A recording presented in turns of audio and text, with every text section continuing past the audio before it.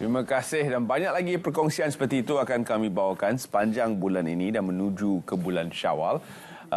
Dan seterusnya kita bawakan satu segmen yang dekat dengan hati saya. Sebenarnya pengalaman puasa untuk saudara baru. Saya ramai di luar sana yang sedang turut mengalami situasi yang sama seperti mana rakan kita Muhammad Farhan Param bin Kunasegaran yang baru saja berhijrah. Betul. Ini adalah tahun pertama beliau berpuasa. Betul. Dan pernah datang ke Selamat Pagi Malaysia pada bulan 8 tahun lalu ketika belum lagi berhijrah. Betul.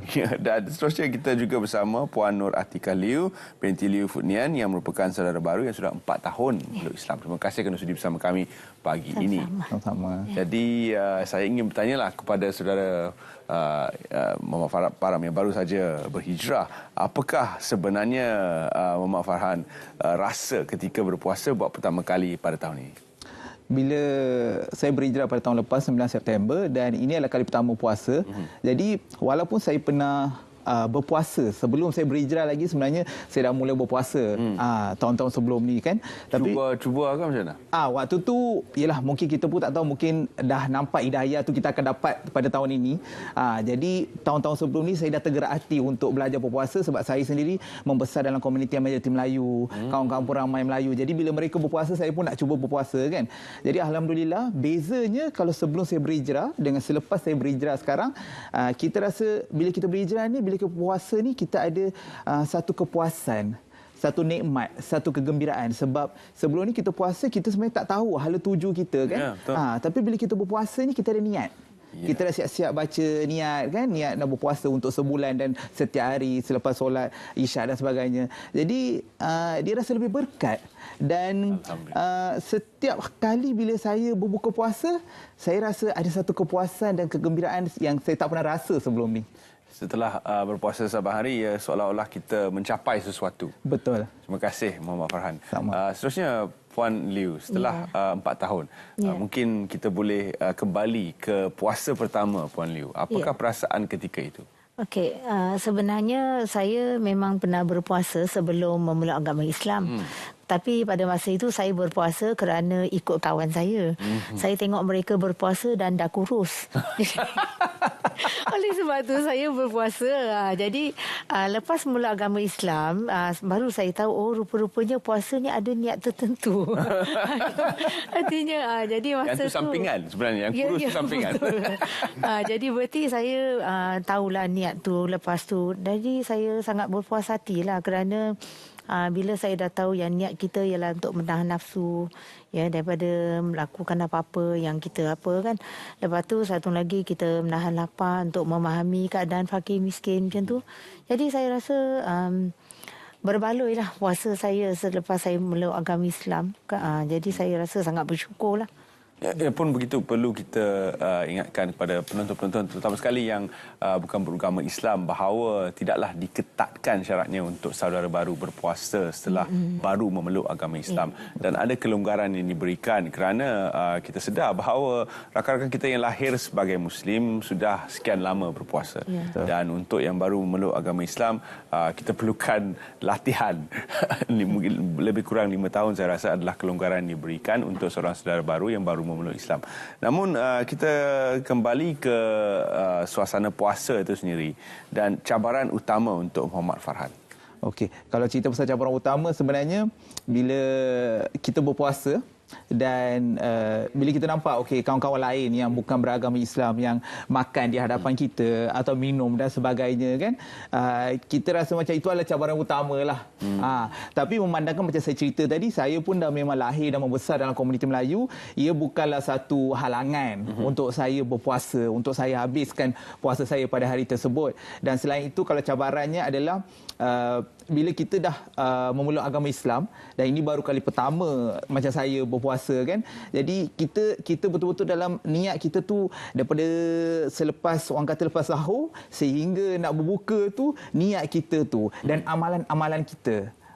Sebab bagi saya puasa ni mengajar kita erti kesabaran, dia mengajar erti kita untuk mengawal kemarahan kita, untuk berbuat baik, untuk bersedekah. Jadi bila kita niatkan dalam hati amalan-amalan tersebut, insya-Allah kita boleh lengkapkan kita punya puasa dalam seharian tu. Insya-Allah. Dan Puan Liu masih mempunyai ahli keluarga yang belum berhijrah. Jadi adakah itu satu cabaran untuk Puan Liu dalam tahun pertama berpuasa? Sebenarnya saya tinggal bersama dengan family yang belum memeluk agama Islam. Jadi sebab tu ada yang masih tak faham lah. Ada antara mereka masih tak faham kenapa perlu berpuasa. Kerana bagi mereka, mereka rasa puasa ni macam membebankan. Kenapa kita perlu berpuasa, kenapa kita perlu berlapar sedangkan kita bekerja. Seperti mak saya dah 85 tahun. Jadi bila saya berpuasa, mak saya yang tak faham ni, dia cakap, awak makanlah. Awak makan, saya tak cakap dengan siapa. Dia cakap macam tu. Jadi bagi saya ambil peluang ini untuk berdakwah dengan mak saya. Saya bagi tahu pada dia, ya saya berpuasa. Saya niatkan kerana Allah. Jadi bila saya niatkan kerana Allah, saya kena tunaikan kewajipan lah. Sebab itu perintah Allah. Walaupun orang tak nampak, mak tak cakap, tapi sebenarnya dia nampak. Jadi mak saya mula berfikirlah, dia tu siapa? Jadi berarti saya rasa dalam bulan puasa setiap kali saya sempat untuk berdakwah sebersikit dengan mak saya yang belum dapat hidayah lah.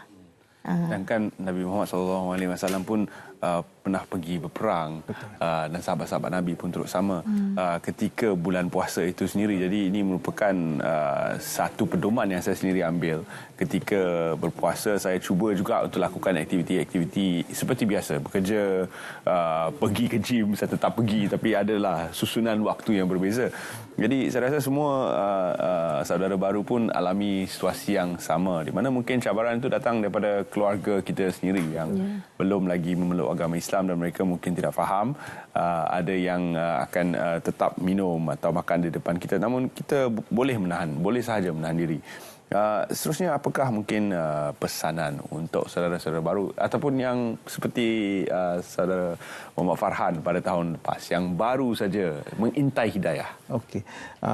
Untuk saudara-saudara baru, sebenarnya kita tak nafikan bila kita berhijrah ni sebenarnya banyak dia punya apa orang kata cabaran dia lah. Jadi macam saya sendiri, sebab saya dah kehilangan ahli keluarga sebab COVID, seluruh ahli keluarga dah meninggal, dan kemudian saya berhijrah tu sebab saya nak mencari hidayah baru. Saya nak cari ketenangan dalam hidup saya kan. Jadi setiap saudara baru ni bila kita berhijrah, sebenarnya saya tak nafikanlah, sebab mula-mula kita nak belajar solat. Okey, sebab kita sebelum tu kita tak tahu kan nak solat dan sebagainya, tapi bila dah berhijrah, kita nak belajar solat, kita nak belajar puasa. Jadi kita kena banyak bersabarlah. Dan saya juga pada awalnya sebenarnya apa orang kata mendapat tentangan lah daripada kenalan-kenalan, daripada kawan-kawan kan. Tapi saya tak endahkan semua tu, sebab saya tahu niat saya berhijrah tu demi Allah Subhanahu Wa Taala. Jadi kita sebenarnya ada juga banyak sebenarnya persatuan-persatuan, NGO-NGO untuk mualaf dan sebagainya yang boleh membantu kita untuk kita terus orang kata nekatkan kita punya azam kita, kenapa kita berhijrah kan, untuk kita terus setia bersama agama yang telah kita pilih. Jadi buat saudara-saudara baru, sebenarnya saya nak bagi tahu, betul memang ada cabaran, tapi kita kena berbalik kepada nawaitu kita, niat kita sebab apa kita berhijrah. Itu yang pentinglah. Puan Nur Atikah Liu, pesanan kepada mereka yang berada dalam situasi seperti Puan Nur Atikah, di mana tetap duduk semubung dengan ahli keluarga yang belum berhijrah? Ya, sebenarnya cabaran untuk kita yang mualaf ni berhijrah adalah begitu banyak. Macam saya pun sebenarnya saya pun hadapi masalah yang sangat besar mula-mula. Kerana ibu bapa saya tak boleh terima saya dalam agama Islam. Dan mereka pun ada sakit jantung lah. Jadi berarti saya pun tak nak lukakan hati mereka. Jadi mula-mula saya pun rahsiakan. Alhamdulillah lah, tahun lalu bulan 3 ayah saya sudah tahu saya Islam. Dia menangis, dia rasa dia kehilangan seorang anak. Jadi nasihat saya pada saudara-saudara baru, kita kena tanam satu niat kita dalam hati. Kalau katakan kita buat apa-apa kerana Allah, jadi apa-apa akan dipermudah. Sama seperti apa yang saya buat. Saya mula-mula memang sangat susah. Saya nak balik rumah bertudung memang tak boleh. Dihalang lah, macam-macam saya telah lakukan. Jadi akhirnya saya berdoa dan tahun ketiga ayah saya betul-betul boleh menerima saya dalam Islam, walaupun dia rasa susah hatilah. Jadi apa-apa yang kita buat kerana Allah, insya-Allah tentu akan dipermudah Allah. InsyaAllah. dan kita pun perlu berusaha untuk menjadi anak yang lebih baik. Lebih baik kepada ibu bapa kita, bukan sahaja kita duduk sebumbung dengan mereka. Kadang-kadang mereka adalah insan yang telah membesarkan kita. Jadi untuk kita kekal sebagai anak mereka tak kira apa sekalipun, dan kita kena tunjukkan kepada mereka bahawa dengan memeluk Islam ni kita menjadi insan yang lebih baik, insan yang lebih mempunyai ilmu dan menjaga mereka dengan lebih baik. Seterusnya ingin kita bertanya sedikit tentang jadual anda untuk Ramadan kali ini, Muhammad Farhan. Macam saya sebab bila duduk seorang-seorang kan, so dengan dengan kawan-kawan lain dan sebagainya, jadi pagi sebenarnya disebabkan saya tahun pertama berpuasa, memang sahur tu ada kawan-kawan yang akan telefon saya lah yang kejutkan. 5 pagi. Bagus. Ada yang kadang-kadang 4.30 pagi dah telefon, 4.40, pukul 5 dan sebagainya kan. Jadi dia dah telefon dah telefon, masing-masing telefon kan, sebab dia orang takut saya terlajak sahur. Dan itulah saya kena ucapkan terima kasih lah kepada kawan-kawan saya kan. Mereka akan telefon, bangun-bangun dah sahur ni. Kadang-kadang ada yang hantar voice message, ada yang buat video call dan sebagainya kan. So lepas saya dah bangun tu, pagi tu saya akan sediakan menu ringkas lah untuk saya bersahur lah. So kadang-kadang saya beli kat kedai dan saya panaskan. Kadang-kadang pagi tu makan oat dan sebagainya. Kemudian lepas tu solat subuh, kemudian saya akan pergi kerja, dan di tempat kerja tu pun saya bekerja di unit tabung darah Hospital Melaka, dan mungkin ini cara yang saya boleh cakap terima kasih kepada saya punya Ketua Jabatan Perubatan Transfusi, Dr. Nur Amizam Amin, sebab mereka sangat memberikan sokong yang kuat kepada saya, sebab mereka tahu saya kali pertama dan saya bekerja. Sebab kami ni kerja unit tabung darah ni kadang-kadang ada yang kerja sampai malam. Maksud dia kami bila keluar, kami akan berbuka sama dekat tempat kempen demam darah tu, dan kawan-kawan pun okey, jom Farhan duduk sama-sama semua kan. Memang saya sangat bersyukurlah. Dan kemudian malam kita solat maghrib dan tarawih dan sebagainya lah. Jadi ada je hari-hari, kadang-kadang ada juga ayah angkat kan, ada kawan yang ajak saya berbuka puasa bersama mereka, yang ajak saya solat tarawih bersama mereka. Macam saya ada sahabat dekat Melaka, Dr. Taufik, Ustaz Iqbal Amzi dan sebagainya, yang mereka akan sentiasa menghubungi saya, tanya perkembangan saya, bagi saya motivasi. Tapi itulah, bila mereka sentiasa macam sahur tu pun ada yang telefon dah kejutkan tu, saya macam rasa macam terharu lah sebenarnya kan. Sebab mereka sangat meraihkan kita kan sebagai saudara baru. Jadi kita tak perlu risau, sebab bila kita jadi saudara baru ni, walau di mana juga kita berada, kita semua sebenarnya saudara kita. Ada sistem sokongan di situ. Betul, sistem sokongan psikologi dari segi mental je memang sangat kuat. Sebab mereka tak pandang kita asing, mereka anggap kita adalah sebagai ahli keluarga. Sebahagian daripada keluarga. Jadi saya sangat berterima kasih lah dan bersyukurlah kepada kawan-kawan saya. Itu jadual untuk saudara baru yang baru saja berpuasa tahun pertama. Untuk yang sudah 4 tahun berpuasa, apakah jadual anda, Puan Nur Atika? Sebenarnya bagi saya, mula-mula memang macam saudara ini juga. Tapi disebabkan sekarang saya dah tahun yang keempat dalam berpuasa. Jadi saya dah biasalah, saya bangun awal. Lepas tu saya pun akan mula siap-siapkan sahur semua. Lepas tu saya akan tunggu untuk waktu macam solat subuh. Tapi kemudian saya akan seperti biasa, saya kena uruskan ibu bapa saya yang memang dah uzur bersama dengan bibik saya. Dan kemudian saya mengajar tuition. Saya masih teruskan tuition, dan sampai ada pelajar tanya, cikgu, kenapa cikgu tak rasa letih ke? Berpuasa tak rasa letih ke cikgu, dia kata. Jadi ini ialah salah sedikit yang kita boleh berdakwah lagi dengan pelajar dari segi inilah, iaitu kita berpuasa, kalau kita niatkan kerana Allah, segalanya akan jadi mudah lah. Jadi seperti biasa saya solat tarawih tak ke masjid lah, sebab saya ajar tuition sampai malam. Jadi balik ke rumah saya kena buat sendirilah solat tarawih. Jadi adakah ada mempunyai sasaran untuk bulan puasa ni? Saya ingin tanya pada Puan Nur Atika, kerana untuk saudara Muhammad Farhan ni tahun pertama.